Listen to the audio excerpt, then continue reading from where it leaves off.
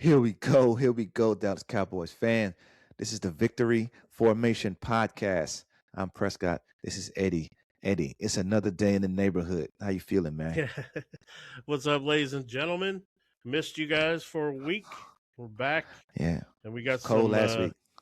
It's cold. My air conditioner went on 3 times last night. Don't tell me it's cold. It's not cold over here. It's hot. Because you live in hell we live somewhere. closer to the sun. It's all hot. Yeah, man. No, but we got some good news regarding our coaches. We got some playoff news. Super Bowls this weekend. I mean, this is an exciting week, and if you're a football nerd like we are, or like I am, you're gonna like what's coming up later. We're gonna get into like some free agents that we think are gonna match what we want. Some not so much realistic. I think today we're gonna talk a little bit about like what we would want to open up under the Christmas tree, right? With the shiny new players. We're gonna put a wish list out today, and then we're gonna wish Jerry to listen to this. Actually, we got 3 levels. We do have my high end wish list. Like the list you write Santa. Then I have a more, oh well, I just got a promotion, so I can get you something a little bit extra this year. That kind of list. You could put some cheese on it this time. Yeah, and then I have Daddy hadn't worked in 6 months, so you just get what you get. we got McDonald's food at home. Yeah, free agents. Okay, we got free agents at home. It's gonna be a lot less because last week we went over kind of what we thought would fit, but within kind of like our penny pincher owners kind of the way that we do things. This time is going to be a little bit more what we would like to find in our stockings. A little bit. Yeah, so this is what we're gonna go with. So, but let's start off with some Dallas Cowboys news. I'd say the first thing we got the Pro Bowl was happening. When they had it like during the week, it was kind of weird. Like it went on Sunday. I saw it. I saw previews. I mean, I saw like clips of it and shit. I didn't even get to watch it. I didn't even know it was on. I didn't even know it was on. Exactly. I didn't even know it was on. So I'm like, I'm seeing on Twitter, everywhere. Oh, Dak those touchdowns and George Pickens he was the MVP of the Pro Bowl game.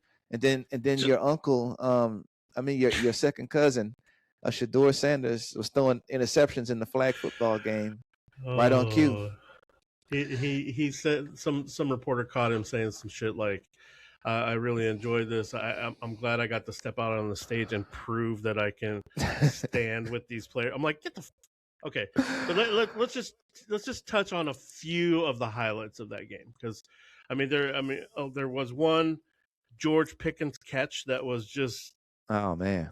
If I was Jerry, my wallet would have fell out of my pocket and ran to George Pickens on that catch. Man, that was insane. He like jumped like 17 feet in the air and caught a ball from. He definitely hit him with the "you up" text. Yeah, and then we had Shador throwing 2 interceptions to some receiver DBs, and then we had Dak kind of went off. I think he had like 3 or 4 touchdowns, but.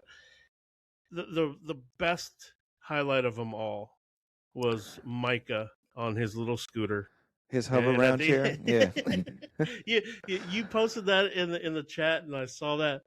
I said, "Oh, you got to be kidding me!" I could put myself in Micah's shoes because that's probably what I'd be doing if I was 20 some odd years old with take that free unlimited trip. Funds. Hell yeah! I don't even know where it was at. Where was it at? Is it back in Hawaii or they in Orlando? I think it's Vegas. I think it was Vegas. Was it in Vegas? Oh, okay. Something like that. I have no idea, Something man. I could be wrong. I don't know. So me personally, once they said Shador Sanders made and this is nothing about him as a person, but once they said he made the Pro Bowl, I was out in the Pro Bowl. I stopped checking on it.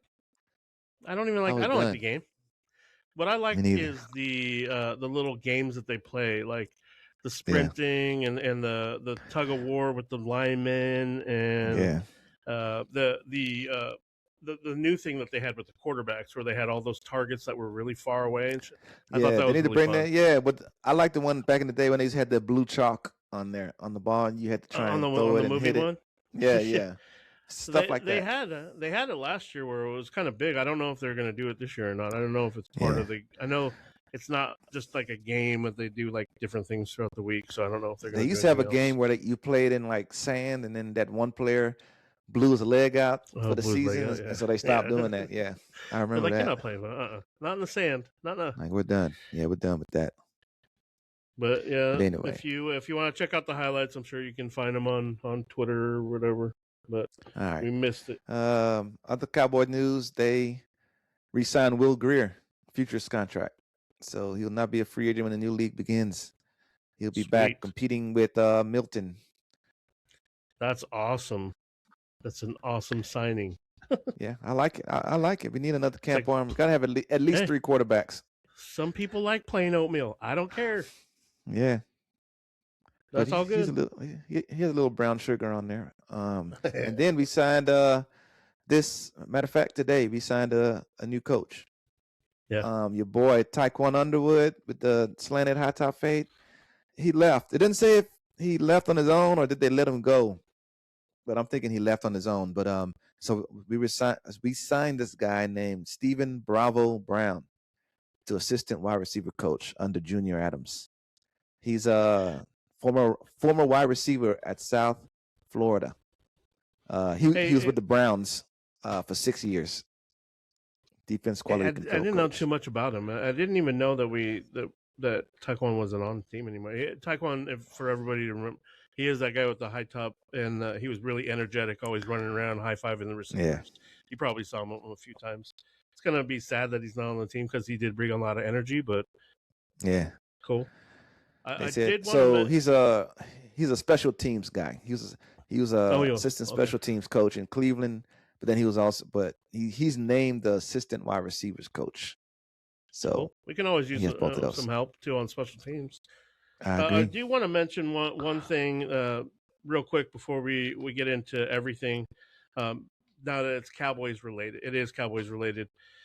There was an article that was sent out on Bleacher Report and everything, and it was by Cooper Cup, and he actually mentioned one of our coaches by name by providing. It was at the Super Bowl interviews and everything. They were talking about his early career and everything, and he said, "Hey, I want to give a shout out to Junior Adams. Shout out to Junior Adams. I played high school football with him too. So, but Cooper Cup wanted to mention that Junior spent a lot of time with him in his early years at Eastern Kentucky, and really developed him as a receiver." And he really is giving a lot of props to him, developing him in his career, and that so I started doing a little bit of a deeper dive into Junior and his and what he's been doing and what he brings to the Cowboys. So I just want to give you guys a little bit of a highlight on him. So Junior, he like I said, I played high school football with him. He grew up in California. He played football at Oregon State and Montana State. He right after Montana State, he started coaching. He coached at a few colleges. Eastern Washington is where he connected with Cooper Cup, but he also coached at Boise State, Washington. Oregon is really where he got a really good footing. A lot of those receivers that he coached are in the NFL now. Um, in his first year in the NFL as coaching, CD Lamb got elected to the Pro Bowl, had 75 catches, 1,077 yards, and 3 touchdowns. We know that's kind of an off year for CD, but still, I mean, you got to think about how many games he missed while he was injured too, and things. I mean, that's a pretty good line for CD. Pickens, Pro Bowl, All Pro, second team, first time he's ever been selected as an All Pro. 93 catches, 1429 total yards, 9 touchdowns, freaking amazing. And that didn't stop there. I mean, Flournoy, out of nowhere, Flournoy stepped in and he had 40 catches for Yep. 475 yards and 4 touchdowns. So, I mean, you think about like the development that he's bringing to the Cowboys. He's bringing that young, exciting. This is exactly what we needed in the coaching. This is what we were screaming for last year. And I mean, his relationship also brought us Trayshawn Holden too, which is a UDFA that we signed Yeah. last year that is on our roster that a lot of people are thinking is going to be a big time player on our team. So shout out Junior Adams again. I think I'm excited he's on our team. I'm excited he's one of our coaches. I like it. I like it. He did good. I mean, it's nice when you have two elite wide receivers to work with, but they Yeah. still have to produce. Because I've seen Think elite wide receivers regress when they get a new person because they don't know how to coach them. So just because you have good absolutely. players doesn't mean they're gonna be good. And then what really makes you as a position coach is how you develop the guys who aren't great. You know, like you said, the Flournoy. Does he make a step this season? Does he get better? Which he did. He overtook Tolbert. Tolbert wasn't bad. I just think Flournoy played better than he did. And so he grabbed that position by the horns, and that's what you want from your mid-level guys, your lower guys, to go and grab that position. And I think he did that. So I think he was definitely worth the hire. So good job by you. Let's do that. So and then so we want to talk a little bit about the free agents that we want to, or that we think would be an awesome catch, right? Yeah. So let's start. So the first three that I have are players who I really want on this team. Number one, like my number one overall player who I think we should sign, he's going to be a little pricey. We're going to take out a payday loan for this guy. We're gonna put out one of those things when you're trying to gather money from everybody. Like the crowdsourcing thing. Yeah, Jerry's gonna have to GoFundMe so we can sign this guy. Let's bring it. I mean, we can pay it back in like 75 easy installments of $200 a month. But it's Devin Lloyd, the linebacker, former first rounder. Okay. He was with the Jaguars. He was with the Jaguars, and why he would fit in, his strengths, sideline to sideline pursuit. That is what we need. Sideline to sideline pursuit, especially the way they've been speaking on Parker. If you haven't watched, go back and watch the last week's episode with Christian Parker, and what kind of free agents he would like, what kind of players he would like.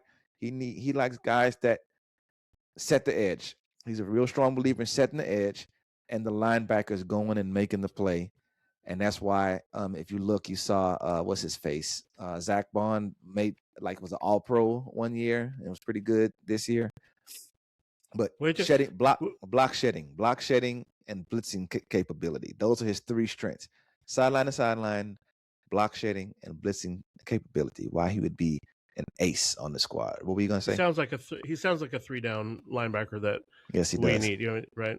And what we're gonna get into it about the other coaches and the position coaches that Parker's brought in, and I mean one of the linebacker coaches that we brought in, I think, is gonna do wonders. From Georgia, brand new guy. We just signed him a couple of days ago. The guy from Georgia. Yeah, I'll get into it with you, but as you know, like those Georgia linebackers in the last 3 or 4 years, they're not just linebackers. They put quarterbacks on their butt all the time. Yeah, right? pretty good. So the downside to him, so we'll get the downsides of these players because hey, if they're so good, why are they free agents? Why are they not teams? Like their team craving to sign them, re-sign them, whatever. But so his weakness is consistency in coverage. He's still a good cover linebacker. It's just not consistent for someone who's supposed to be a first-round draft pick, a blue chipper. And his aggressiveness, they can use that against him. His aggressive discipline. He's such a see play, go make play that if you do something that's like any trickery, reverse, any kind of action any misdirections, that goes, any play actions, misdirection, then you can get him with that. And who does that mirror? Who was that this year? That was that was your boy K9. with Canine, all you had to do was give him one of these, and he was over Yeah, there. just a little look over 4 or there, and he's 5 like, yards. oh, Yeah, no, 4 or no. 5 yards. And they say his size and strength was iffy. So he Okay. has, of course, every player has weaknesses. So if you want to, like, you can always find something wrong. Like people could find something wrong with Zach Martin if they wanted to, but the positives outweigh the negatives by so much. You really didn't notice negatives that much. And so that's with Devin Lloyd, he has far more positives than negatives, and his negatives are things that can be corrected with the right coaching. So that's why I'm not worried about it. Like he's not like injury he's too prone, or short. yeah, He's like too he's not short. injury prone, or he can't, or he always goes in the wrong hole or whatever. What. But Slow.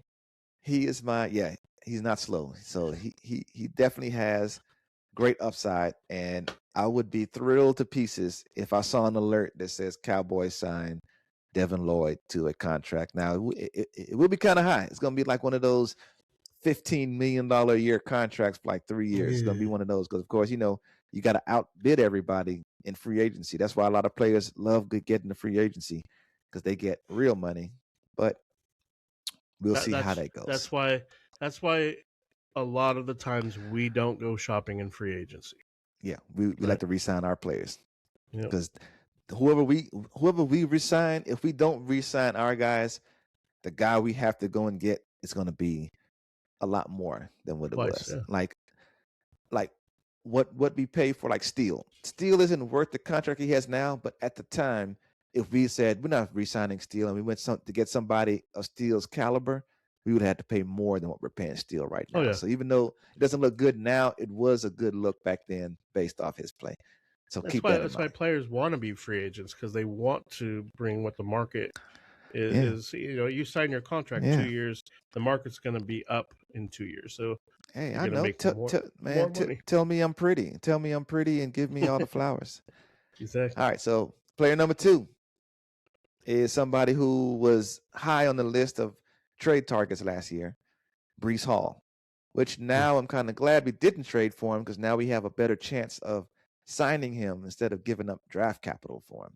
But he is somebody, he's like Javonte. He can be a dynamic 3-down NFL running back. He has breakaway speed. He can catch the ball out the backfield. He's strong, 217 pounds for a running back. That's a good size. He's productive. So, of course, like we say, why is he available if he's so good?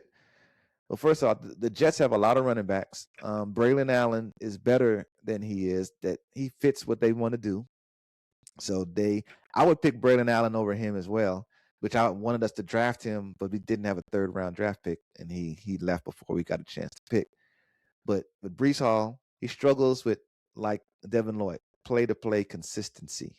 So it's like he'll have a really good game one week, 127, 2 touchdowns, and then the next week he'll have 37 yards, no touchdowns. So it's like you want to have consistency week to week. You don't have to have big blowout games every week, but if you're going to go down, I don't want you to go down by 100 yards the next week against a normal opponent. I want you to go down by like 30 yards. Like if you have 100 last week, then have 79 this week, And hold on, let me finish just one last part. And then his other 2, hesitant decision making, which no offensive line coach, running backs coach likes that. As a running back, when they want you to be decisive, hit the hole, and inconsistent pass protection. So that is one that might hurt him a little bit, but it's not detrimental. It's not like we can't play him because of those things. If you had, like I said with Devin Lloyd, if you had to pick, those would be the things that he could work on, which with a good running back coach, O-line coach, you can work on that. But those are his strengths and weaknesses. What were you going to say?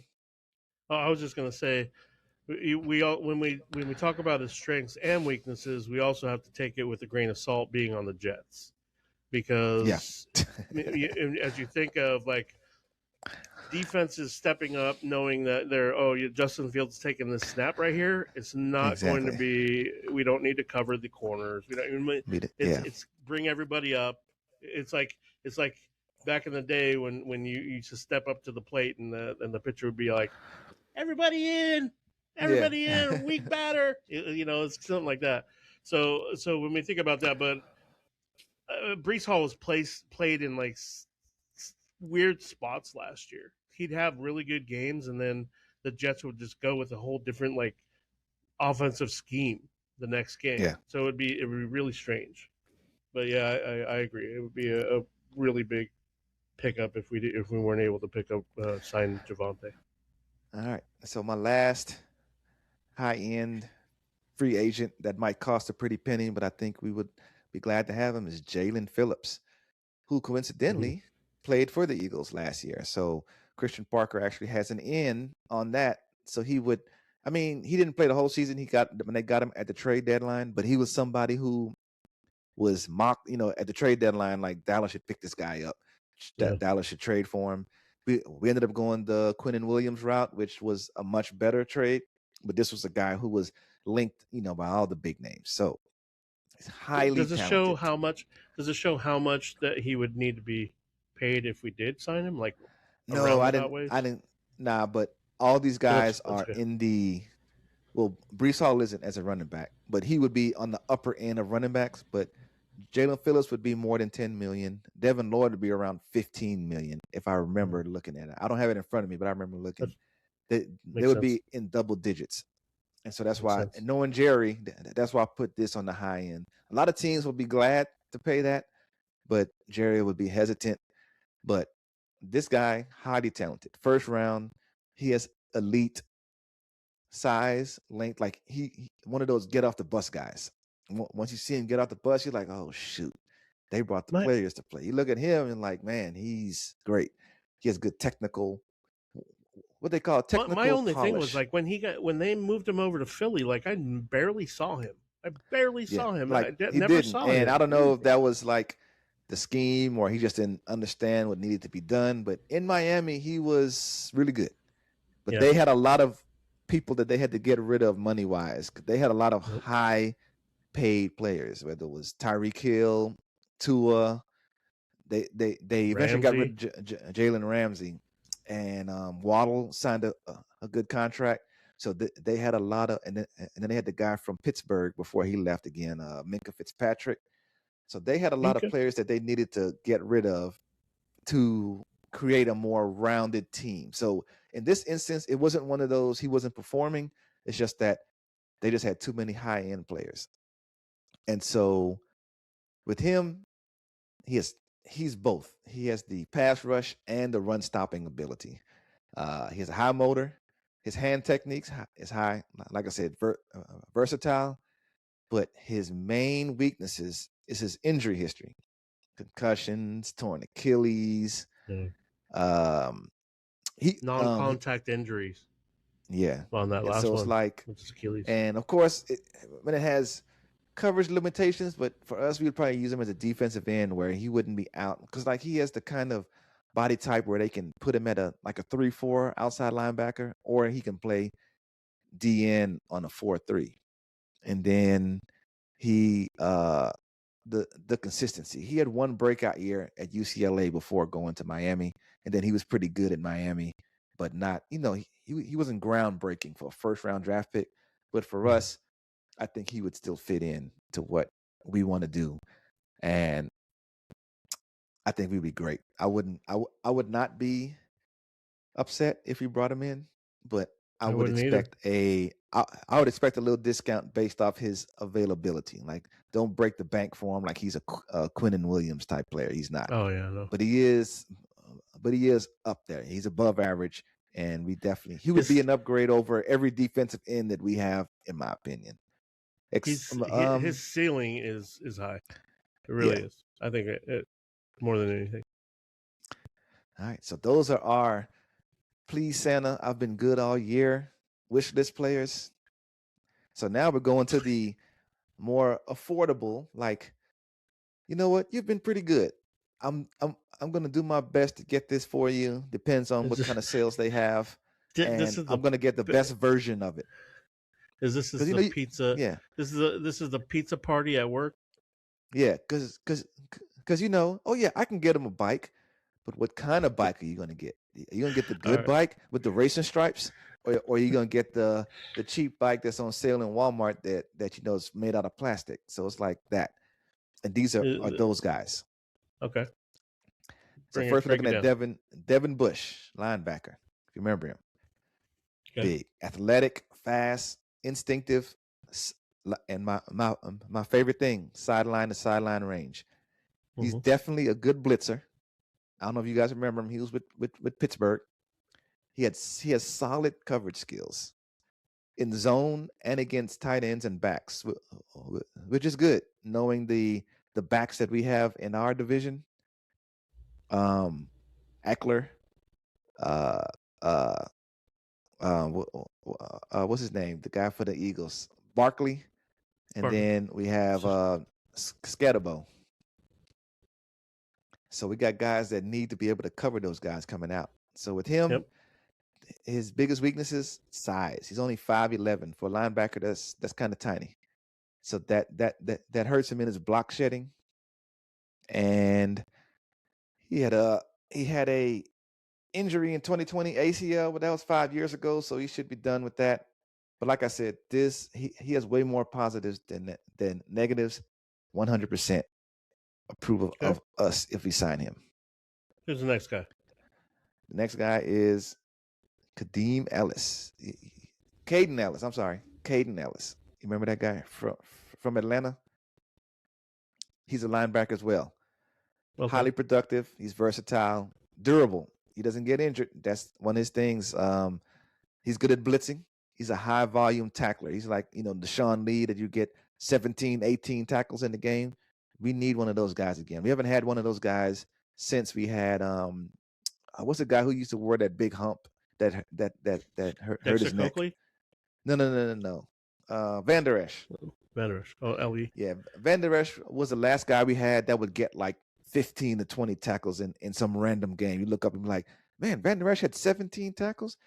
We need a guy like that again. That's a middle linebacker. That middle linebackers get a lot of tackles because they're just in the middle of everything. They should. And we haven't had that. Yeah, exactly. They should, Yeah, and we haven't had that. That's what we've been looking at. But that his weaknesses, limited coverage range.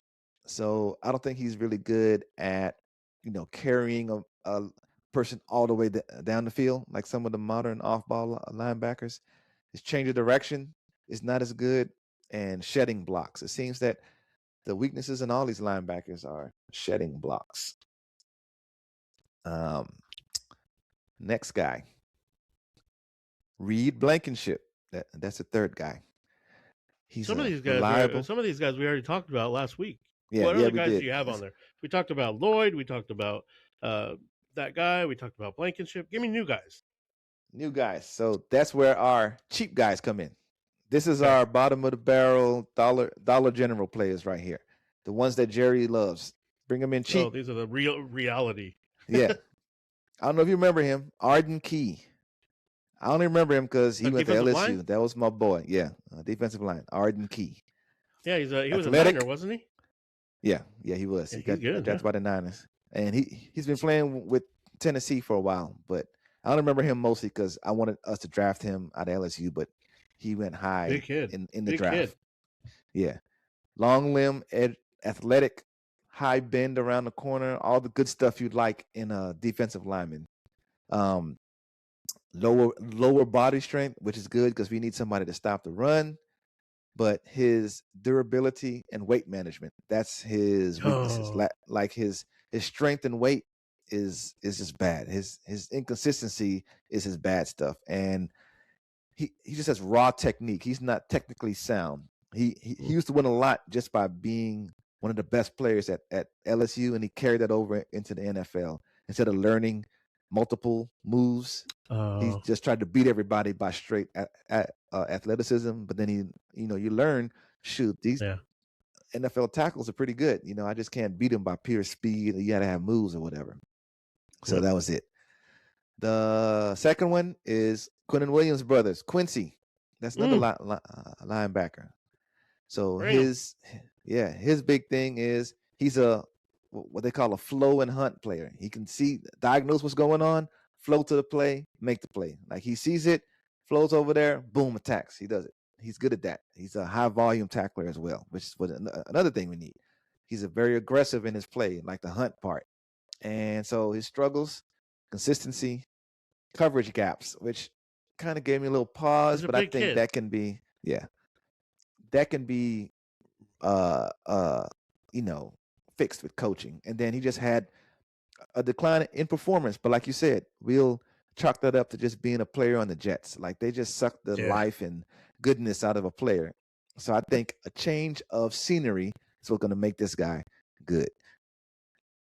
And so Man, I I'm really glad to like pick that. him.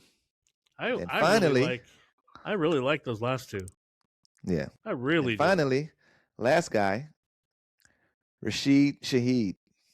Jesus. He's the wide receiver. He's on the Seahawks right now. He helped them. He made that big kick return. Like he's the speedster guy. Returns for the Seahawks already. Yeah. And he was so just he's traded. the speed guy. And what I like about him is he is a bigger Turpin. He's just as fast as Turpin, but Turpin's so tiny, and they try to put him on the outside and throw deep. This guy can actually go get deep balls. Like his strength is like elite speed and deep threat. He's a real wide receiver, not Turpin who just masquerades. So we would lose the whole giving it to him in the backfield like we used to do Turpin, but we don't need that. If we if we pick up a Brees Hall and we still have Javante, we don't need Turpin if we get a real running back. So now we only need him to play wide receiver, which is good. High efficiency. He like whenever they pass to him, he has great hands. He catches. He can play both, but his weaknesses are his physical frame. He's still small for a wide receiver, but he's bigger than Turpin. So that's already, big. He fumbles sometimes, and sometimes in teams they'll lose him in the game plan. Like with the Saints, he'll have a big game one week, and then the next week 0 targets. So it's like one of those things. You have to work to get him involved. But those three guys, I had him in fantasy. That happened. Yeah. I hated it. So all 9 of so it was 3, 6, 9. All 9 of these guys, I wouldn't be upset if we signed any 9 of these guys, but my top 3 from each division, the top one in the blue chippers, Devin Lloyd, I want him bad. In the middle, I want the Reed Blankenship, high IQ safety. And in the third one, I want Rashid Shaheed to help to be a wide receiver and to be our kick return guy. God, that'd be awesome. I mean, I wouldn't. Yeah. The last tier, I think is. I mean, they have a lot of upside to bringing them versus how much we're going to pay them. It would be amazing. I'm not the. I might not be the biggest fan of Devin Lloyd. I don't, as much as like. I don't know him as well as some of the other linebacker free agents that I've seen, so I should probably look a little bit more into what he's doing. I know that Bush, I think, is almost the same as Bell on our team. They weigh the same. Yeah. They're about the same height and everything. Yeah. So, I mean, I think we have Bell on the team. There's no reason to go get another guy like that. But if we got Lloyd, we can get rid of Murray and maybe even Wilson. But Murray for sure. Murray and Sanborn. Sanborn's already gone, but Murray would definitely be gone. So you did a great job on that, man. I really went pretty deep on that. I like that a lot. The only other guys that I think I would just suggest is I just went through a list. I didn't even deep dive. I just saw a name and I was like, oh my gosh. Kyle Pitts. I mean, that would be a huge upgrade for tight end too. Yeah. Nakobe Dean. He's there. I like we need to go get him. Yeah, I like that. Especially with now we have a Georgia linebacker coach that coached him. Yeah. And the coach that coached him last year to teach the defense too. That would be a good pickup. Yep. And he's a leader, right? Then David Njoku would be another great upgrade for tight end too. I would take him over Pitts. Yeah. Well, Njoku's good. Pitts just hasn't been used right in Atlanta. I think we all been screaming. I think so too. Everybody's been saying that. He's not a tight end. He's like that tweener, right? It's like he's a tall wide receiver.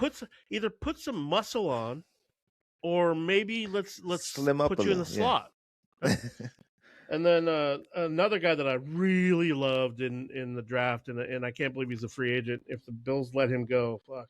AJ Epinesa, I'm sorry, D end. Okay. Alohi Gilman, he's a safety from Baltimore. I really like, but one guy I really wanted to point out that I think we should really kick tires on that people is going to go under the radar is Roy Lopez. He's a D lineman from the Detroit Lions. Okay. He was playing one tech a lot. The Lions play a 3-4 now, or that's what we're going to stay with.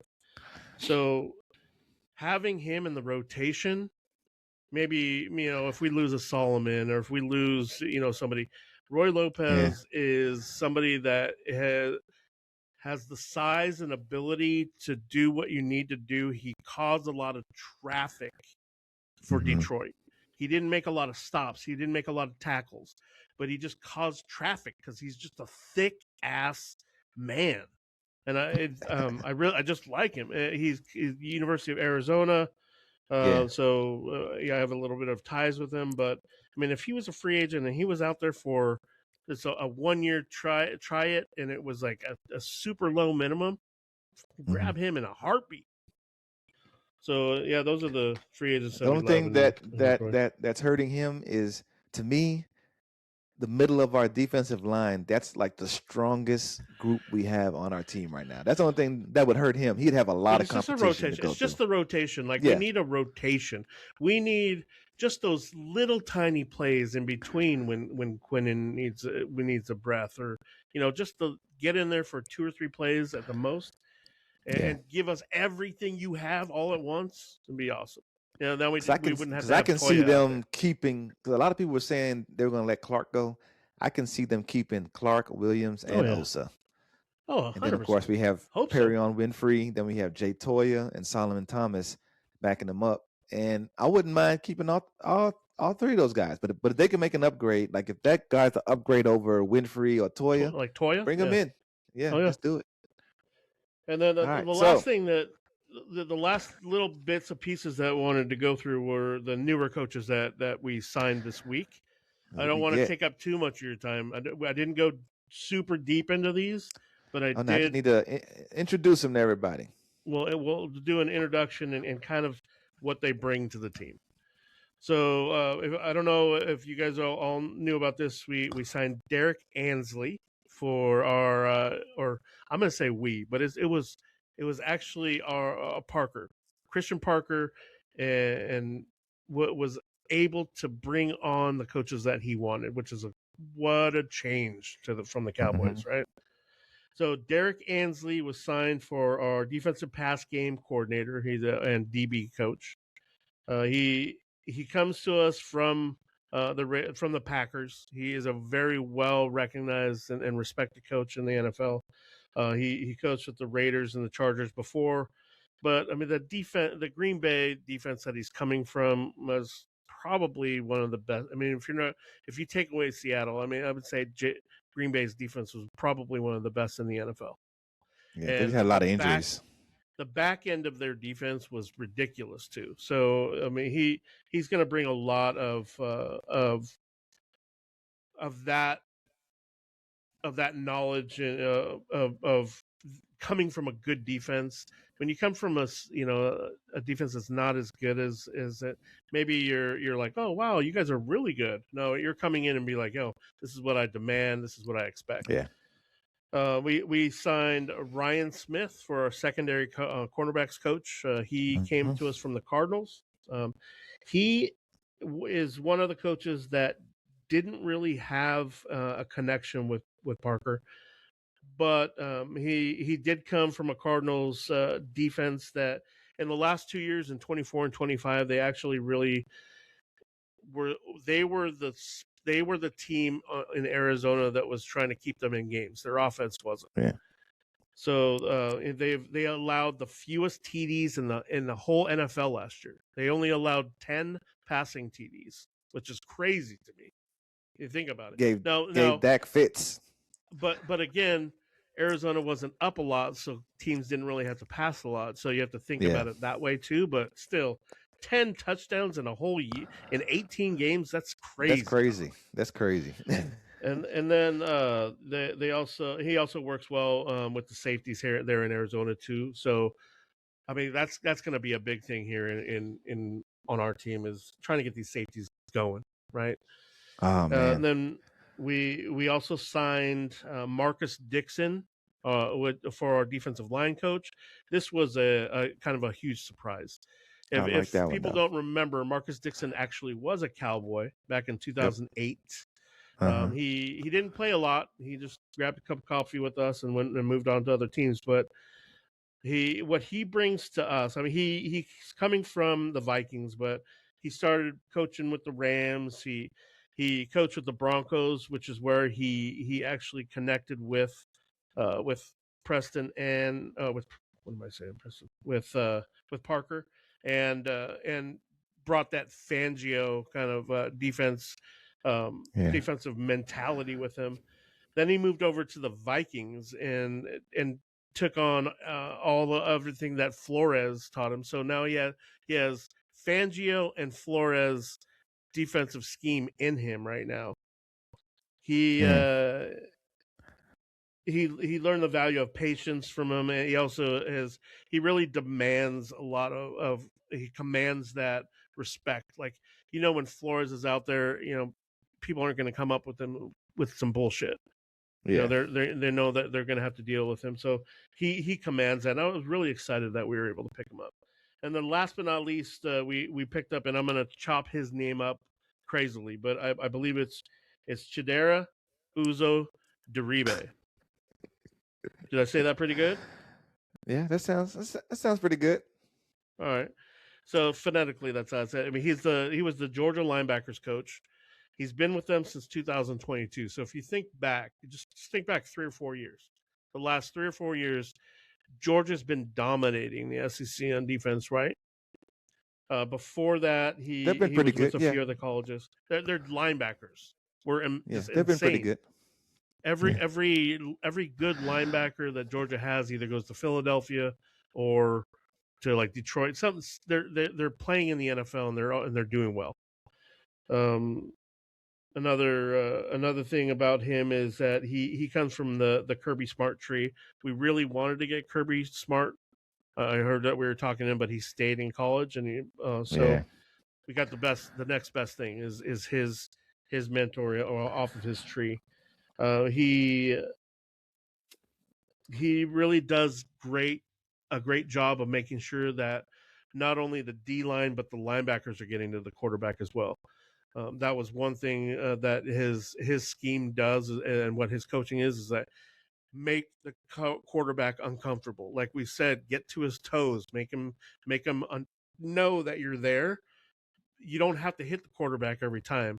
If you're in his area, then he's not going through his progressions. He's not going to throw to who he needs to go to. His timing's off. That makes Yeah. a huge difference. And I think just adding the Georgia pipeline and the players that he knows and that he's coached before is huge.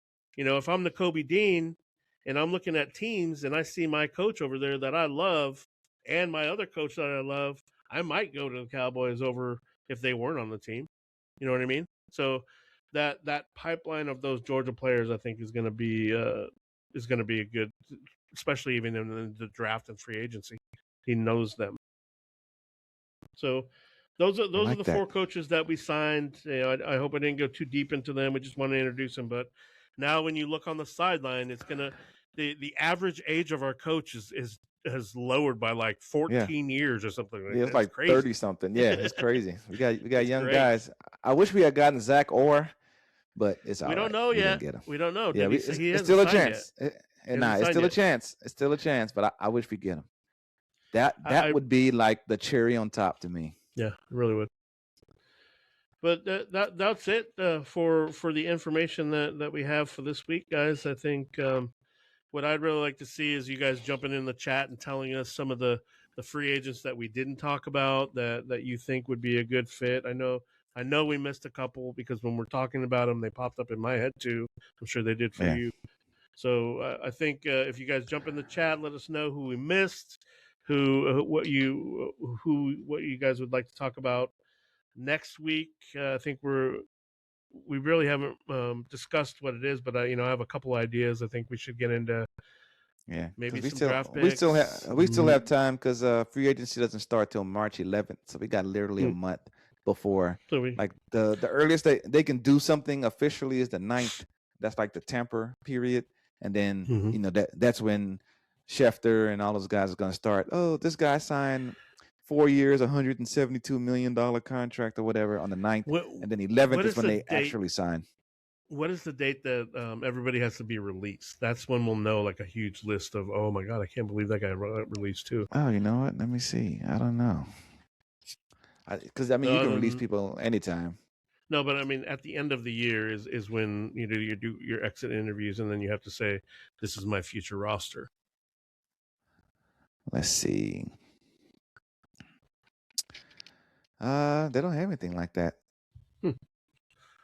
Well, Yeah, I guess we'll they don't know have in. a certain day. Like the only thing that really matters is the post June 1 guys.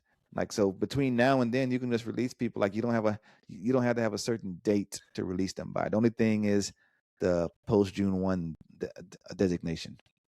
Cool. Yeah. Well, the only thing that the last thing I wanted to mention or I wanted to ask you was, I think you were going to give us an idea of what the Super Bowl is going to be like now, and you're Oh going to give us yeah. a score.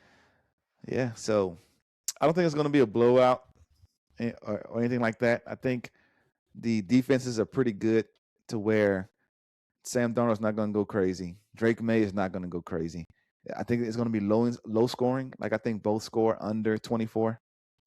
So it might be like a 21-18, 21-14. I don't think they'll win by 7, but I still think as much as I looked at it objectively because I hate the Patriots. I don't want them to win another Super Bowl. I'm tired of seeing them win. But I was going to be realistic. If I really thought that they were going to win, I would be like, they're going to win, but I'm rooting for the team. But I honestly, in my heart, believe that the Seahawks are going to win. They just have a much better rounded team. Like they have the best wide receiver in the NFL. To me, I think they have a better overall defense than the Patriots, Yeah. but it's close. It's not like, night and day. It's really, really close. But if I had to give an edge, I would give it to the Seahawks and then add in Rashid Shaheed on special teams, Mm-hmm. and they're going to be. And I think that is going to when all three of them are put together. Like say you have a score 1 to 10 of offense, defense, special team, and add up all three scores. I think the Seahawks might have a little bit higher score than the Patriots. So for the Patriots to win in my eyes, they need to have something go their way. Like Darnold is just gonna have to really, really, really be bad, throw 3 interceptions, or Walker has to fumble, or they really take Njigba out the game, something like that. And for the Seahawks to win, they really have to make Drake May look like a second-year starter, which really he's like a first-year starter because he was hurt last year. So this is like his first real season starting. So if they can make him look like that guy, then I think that they have a chance to win, which I think they can because they have the defense to do it. I It's got not that. like our I get that. defense where he can really carve us up. Like their defense is legit.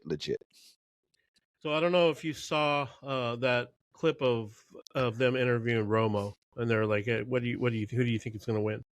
And like he had his Botox face is all fucked up, and he got real like serious about this.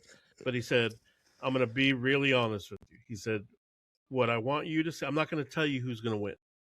But he said, "What I want you to do as a fan, as I want you to observe, right in the very beginning of the game, one of the defenses is going to have 2 high safeties, and one of the defenses is going to have one safety back and one safety a little bit up front."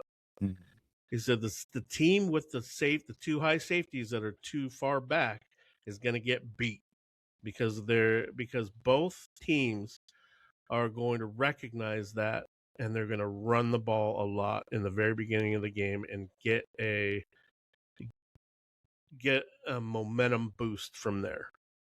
So what I really didn't like. I was like, yeah, whatever. I moved on to another video, and then I went back to it and watched it again, and then I watched it again, and Romo's Like, pointing makes out sense. Yeah. Romo's pointing out things that we see that we don't really catch. Yeah. And it's going to be, and I really do believe the Patriots are going to win this, because I feel like the Seahawks defense is going to be aggressive. Like, they're going to be like, we're the side of the team that needs to win this game, so they're going to put it on their backs to win. And I think Vrabel's smarter than that. I think something's going to I think they're going to have a game plan to counter a very aggressive Seahawks defense.